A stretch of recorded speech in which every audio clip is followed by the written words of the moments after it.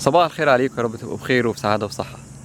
النهاردة قلت أغير شوية في الجو العام بتاع التصوير، فهصور لكم من غابة قريبة من البيت. يا رب بس أعرف أرجع. هو إحنا قريبين من الطريق، لكن يعني ممكن أي حاجة ممكن تحصل. النهاردة الفيديو خاص بالناس اللي عمرها من 25 ل 35 سنة وبتفكر تهاجر، لأن أنا عارف إن في مشاكل كتير في الوقت الحالي بتقابلهم. فخلينا كده نقعد في مكان، نشوف مكان نقعد فيه وندردش شوية مع بعض. يلا.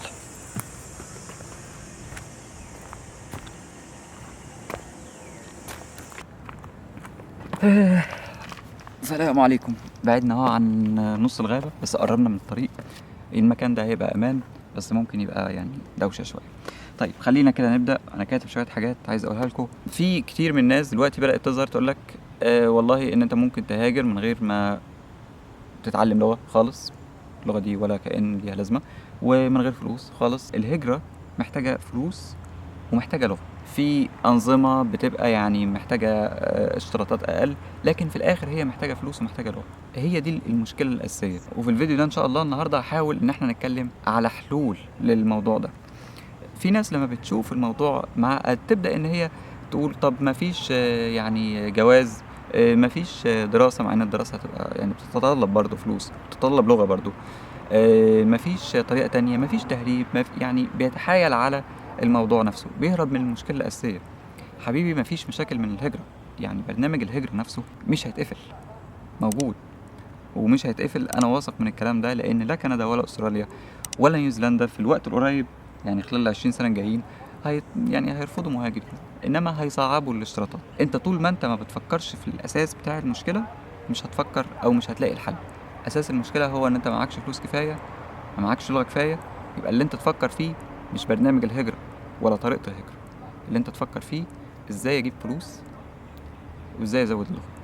هو ده تركيزك، مش الورق. عملت استفتاء، انت عايز فلوس ولا عايز تتعلم لغة؟ ايه العائق بالنسبة لك؟ فاغلب الناس الضعف بالظبط كانوا عايزين فلوس، وده يعني طبيعي، ده طبيعي، لان عقلية الشاب العربي اللي انا يعني واحد منهم بنميل اكتر ان احنا نشتري حاجات مادية. يعني اصرف فلوس في ان انا اجيب عربية، بيت، شبكة، معذبون في الارض. لكن مصرفش فلوس ان انا انمي نفسي، او يعني فدي حاجة متوقعة. خلينا النهاردة نتكلم عن ازاي ان انت تجيب فلوس. في مصر الموضوع الى حد ما هو صعب، انما احنا كمصريين احنا ما تربيناش ان احنا نبقى تجار، ان احنا نبقى اصحاب محلات او اصحاب شركات او كده. احنا اتربينا ان احنا نبقى موظفين. دي ثقافة عامة موجودة، ما نقدرش ان احنا ننكرها. في واحد صاحبي مرة قال لي يعني جملة مظبوطة قوي: لو واحد لبناني واحد سوري واحد مصري شافوا مول كبير لسه بيتبني، فاللبناني هيفكر ازاي يمتلك المول ده، السوري هيفكر ازاي يمتلك محل ويخليه محل كبير، اشهر محل في المول ده. المصري هيفكر ان هو ازاي يشتغل في اكبر محل في المول ده. فهي دي الثقافة العامة بالنسبة لنا. احنا ما بنعرفش نعمل بيزنس. فاول حاجة علشان تجيب فلوس في مصر لازم تكون صاحب بيزنس. فحد بقى هيجي يقول لي طب يعني انت بتتكلم في بيزنس وبتتكلم في مشاريع واحنا اساسا ما معناش فلوس. يعني احنا اساسا ما معناش فلوس ان احنا نهاجر او يعني نتعلم لغة. هيبقى معانا فلوس ان احنا يعني نعمل بيزنس؟ هتتفاجئ لما تعرف ان في 3 حاجات موجودين في مصر ممكن تعمل فيهم فلوس كويسة جدا من غير ما يكون معاك راس مال كبير جدا. والثلاث حاجات دول هم السياحة والتعليم والتجارة الإلكترونية. السياحة، أنا عارف أنا بقول إيه. وعلشان يعني أوضح لكم الموضوع أكتر، أنا عايش دلوقتي بعيد عن مصر بآلاف الأميال، لكن بعد ما جيت هنا أنا تفكيري اتغير. طريقة تفكيري بالنسبة إن إزاي الواحد يجيب فلوس اتغيرت خالص. تخيلوا إن يعني الحمد لله جزء كبير جدا من دخلي بيجي من مصر، وبيجي من مصر وانا ما كنتش متخيل ان مصر ممكن تعمل فيها الفلوس دي. وحاله مصر دلوقتي غير حاله مصر لما جيت، يعني الموضوع دلوقتي بقى اصعب. وهي بالمناسبه لا ليها دعوه بيوتيوب ولا ليها دعوه بالهجره ولا ليها دعوه بالكلام ده خالص. بس الفكره ان في حالات الكساد احيانا بتبقى في اوقات انت ممكن تعمل فيها فلوس كويسه جدا جدا. اهم حاجه بس ان انت تفكر كويس، وما تقلقش انت مش هتتصادم مع حد من الكبار في البدايه، لان الكبار لا بيشتغلوا في التعليم ولا بيشتغلوا في التجارة الإلكترونية، ويعني الغالبية منهم بيشتغلوا في السياحة في كاتيجوري تاني خالص، أو يعني في جزء تاني خالص، يعني بعيد عنك. فما تقلقش إذا كنت يعني حاطط في دماغك ان انت بيبقى الناس بتنافسك وهتفشلك والكلام ده كله. لا، شيل الموضوع ده من دماغك خالص دلوقتي. خلي بالكوا برضه انا بتكلم عن شاب ما معهوش فلوس كتير، معهوش يعني قدرة ان هو يعمل مشروع كبير. انما لو عندك الى حد ما سيولة ممكن تعمل بيها مشروع، فانا انصحك حاجتين بس ما لهمش تالت. اول حاجة هو العقارات. والعقارات دي حاجة مش في كل المناطق، لكن في مناطق معينة في مصر العقارات احسن من الذهب. يعني انت تشتري الحجر احسن من الذهب. ده واقع. الحاجة التانية هو ان انت تستورد الترندات، بمعنى ما تبقاش مستورد لحاجة معينة، مستورد سجاد او مستورد ملابس او مستورد عربيات او الكلام ده، لان السوق بيطلع وينزل. انما خليك تستورد الحاجات بتاعت الترند دلوقتي على ايه تجيبه. لان المصريين بكل صراحة احنا شعب مستهلك وبنحب المنظرة قوي، يعني عشان بنخاف الناس تاكل وشنا. فالترند دلوقتي فوانيس رمضان بتقول بابا قبح، يبقى لازم تستورد فوانيس رمضان بتجيب بابا قبح وكلها تتشال، لان هيجي رمضان ايه ده ما جبتش العيال فوانيس بتقول بابا قبح. الكلام ده انا بتكلم بجد، يعني على قد ما هو الموضوع باين قد ايه يعني سلعة سخيفة وسلعة يعني ملهاش قيمة اقتصادية خالص، لكن الكلام ده بيدخل ملايين للناس. فانت لو هتشتغل في الاستيراد اشتغل في الترند. الناس دلوقتي بتدور على ايه تجيبه، لكن طبعا ما تعملش كده الا اذا انت ليك خبرة سابقة في الاستيراد. لكن ما تروحش كده منك لنفسك للصين وتجرب، لان انت يعني ممكن يعني تبيع هدومك في الصين وترجع.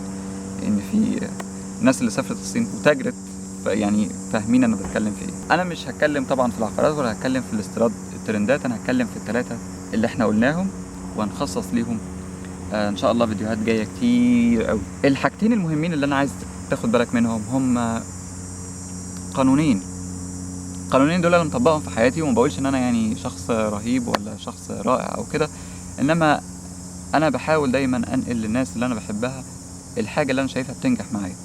قانونين ماشي بيهم. اول قانون هو قانون الطبيعه، هو قانون الجهود المهدره. يعني ايه؟ يعني من اجمل الحاجات اللي انا قريتها ان بيقول لك ان الاسد بيحاول كل يوم ان هو يصطاد، لكن 25% بس من محاولاته هي اللي بتنجح. 75% من محاولات الاسد بتفشل، لكن كل يوم بيحاول. الاسماك نص بيضها بيتاكل، الثمار نفسها والبذور نصها بتتاكل. اغلب الامطار ما بتقعش على الارض او على الاراضي الزراعيه، بتقع في المحيطات. ده قانون الطبيعه، في جهود مهدره كتير جدا لكن في استمراريه.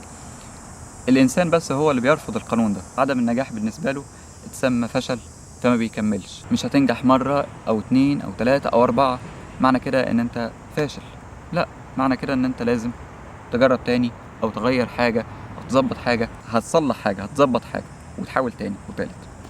فالقانون ده لازم يكون دايما في دماغك. تاني قانون برضه هو خاص بالاستمراريه، وهو التركيز. ركز بس في اللي انت عايز تعمله.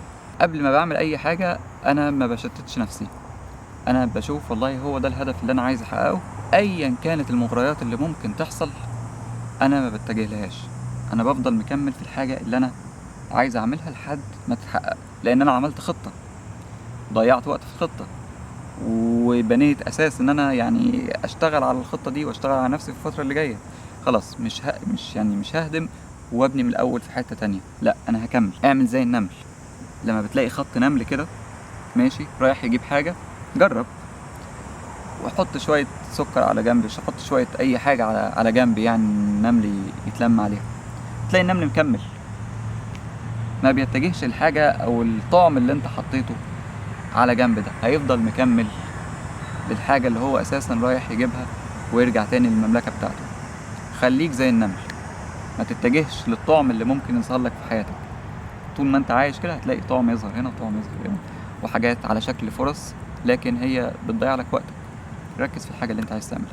قول لي بقى انت ايه اهدافك الفتره الجايه؟ اهدافك الفتره الجايه حاجتين، اول حاجه ان انت تتعلم لغه، تاني حاجه ان انت تجيب فلوس، او العكس على حسب يعني انت توجهك ايه بالظبط.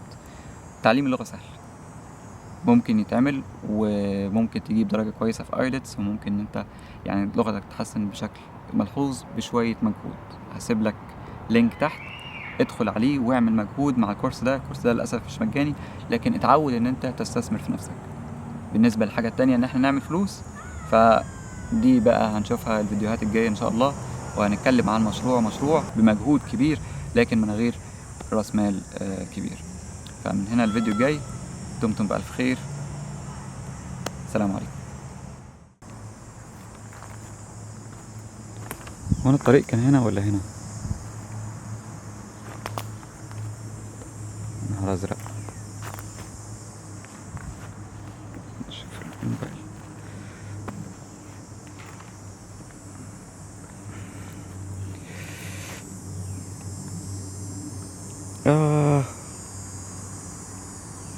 التليفون فصل. مفيش GPS.